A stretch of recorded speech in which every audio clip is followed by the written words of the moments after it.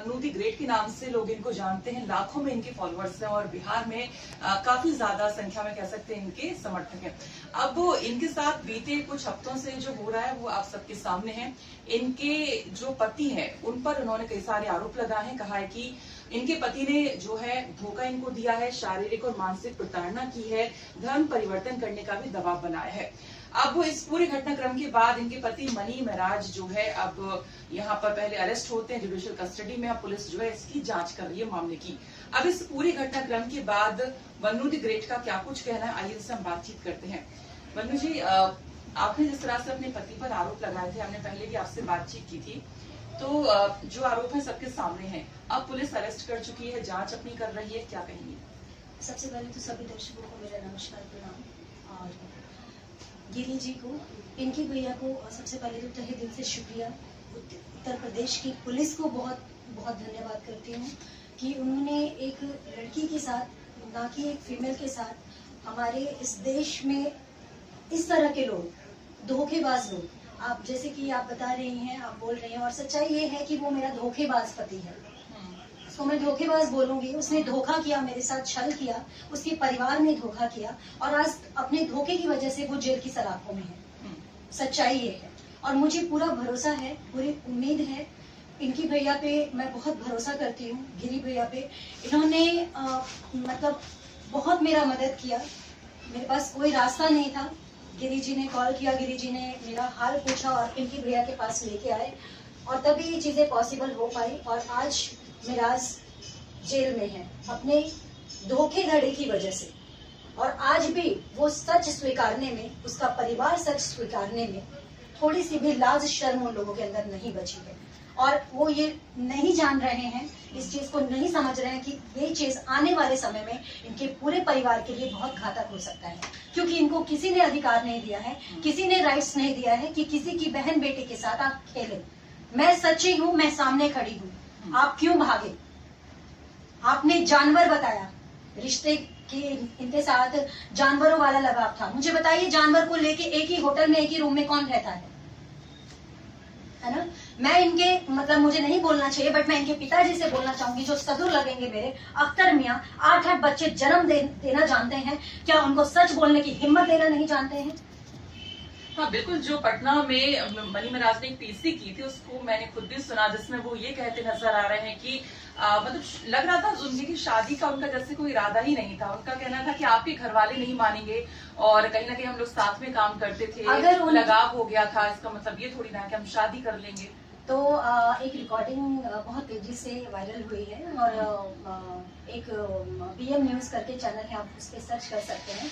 मेरे पिताजी से वो बंदा बात कर रहा है कोर्ट मैरिज के लिए और सारी बात हुई है कि आप चिंता मत कीजिए। मेरे पिताजी को शक था। मेरे पिताजी ये भी बोले कि मेरी बेटी के साथ तुम गलत तो नहीं करोगे आने वाले समय में, क्योंकि मेरी बच्ची की खुशी में मेरी खुशी है।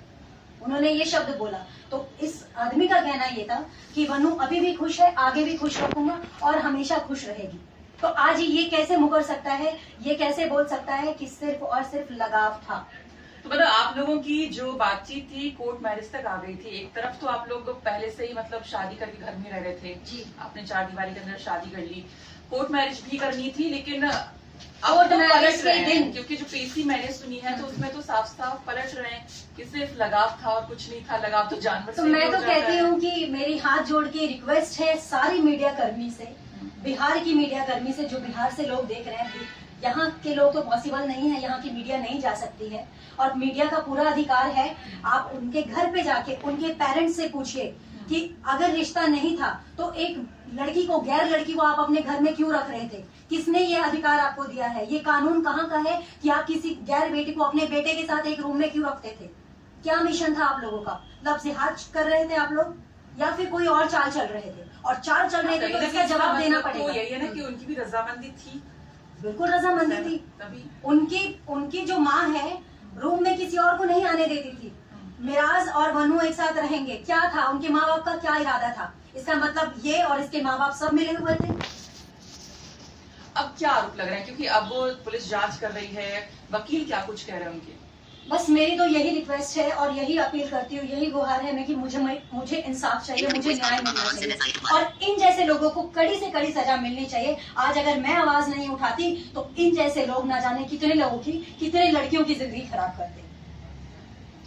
आप जिस तरह से वो, जैसा हम बार बार पीसी की बात कर रहे हैं, क्योंकि लास्ट एक वही इनका वर्जन आया था पीसी के माध्यम से ही, जो वो कह रहे थे, एक तो लगाव की उन्होंने बात कही थी और हमने सुना समझौते को लेकर भी बात कर रहे हैं। हाँ, समझौते से पहले तो ये बोला जा रहा था फॉर्च्यूनर और क्या बोलते हैं, कुछ पैसों की कुछ कैश की। अब सुनने में आ रहा है कि 2 करोड़ की डिमांड हो रही है, वो भी मेरे ऊपर डाला जा रहा है। तो मैं बताती हूँ, मैं 4 करोड़ आपको देती हूँ। मनी मिराज, तुम्हारी 2 बहनें हैं, अफसाना और चांदनी, उन दोनों को बोलो कि अपने अपने हस्बैंड को छोड़ दे। उनके हस्बैंड से छोड़ने के बाद वो समझौता कर लेंगी।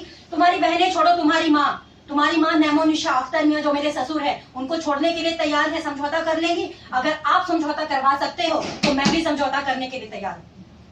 और ये जो 3 साल से मनी मिराज आपको अपने घर में रखे हुए थे, तो वही बात है कि इरादा क्या था? शादी करने से तो पलट गए हैं, है ना? तो करना क्या चाहते थे? पलटने से सच्चाई तो बदल नहीं जाएगी ना। आप एक पत्थर को कहोगे कि नहीं ये पत्थर नहीं है, मोम है, तो वो मोम नहीं बन सकता है। पत्थर है तो पत्थर है। आप किसी चीज को झुटलाने के लिए बहुत पैतरे यूज कर सकते हो, लेकिन सच्चाई नहीं बदल सकते हो। अगर आप सच हो तो पूरा परिवार सामने आओ।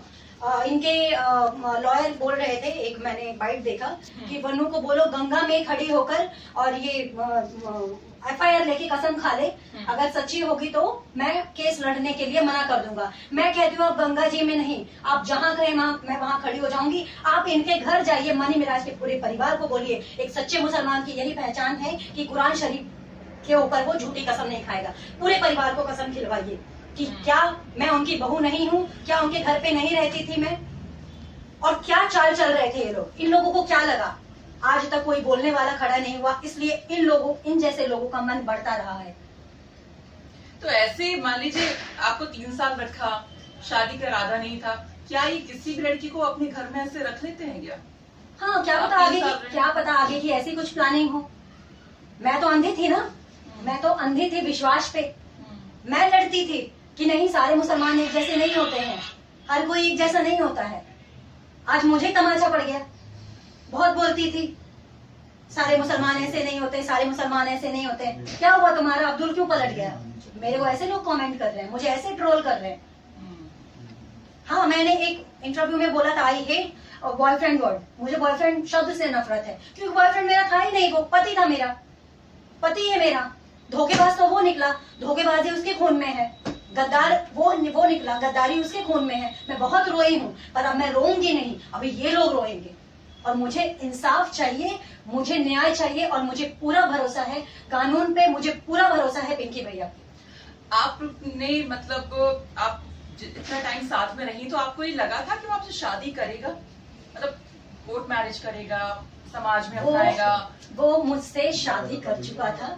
ये एक कड़वा 4 दीवारी में तो कोई भी शादी नहीं। आप सही कह रही हैं। अगर यही चीज मुझे मालूम होती कि आगे जाके ये धोखा करेगा, तो क्या मैं ऐसा करती या कोई लड़की ऐसा करती, अपना 3 साल बर्बाद करती?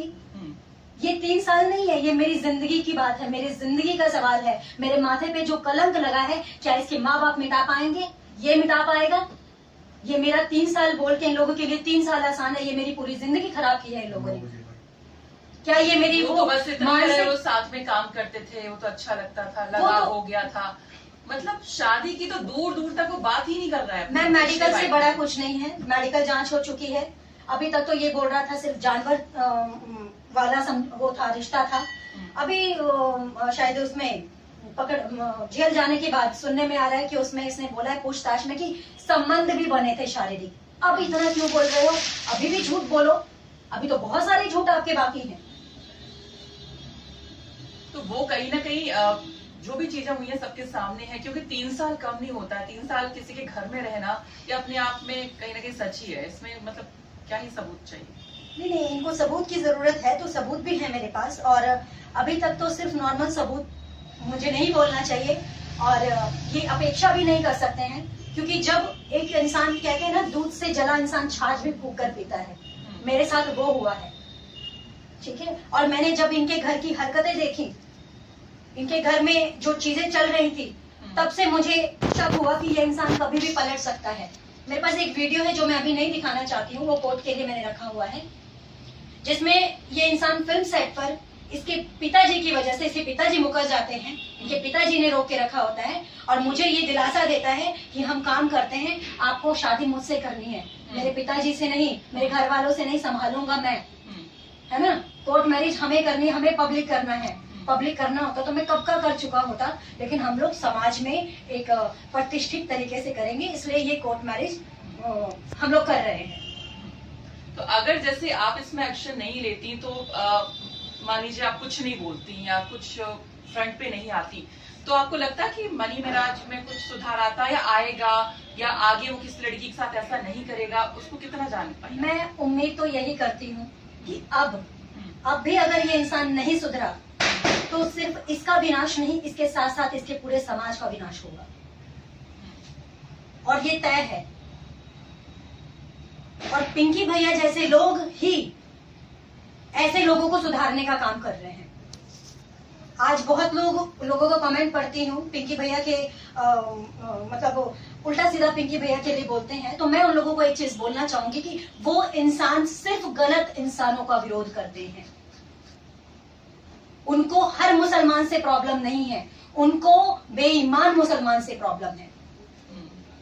मैं आज भी बोलती हूँ, मुझे सभी मुसलमानों से कोई शिकायत नहीं है, लेकिन इनके जैसे मुसलमान, मनी मिराज जैसे मुसलमान, मनी मिराज के परिवार जैसे मुसलमान, मुसलमान नाम पे कलंक है, मुसलमान कौम के नाम पे कलंक है। बहरहाल पुलिस इसमें जांच करी और हिंदू रक्षा दल के जो अध्यक्ष और उनके सहयोगी हैं, वो पहले दिन से जो है वनु दी ग्रेट का सपोर्ट यहाँ पर कर रहे हैं और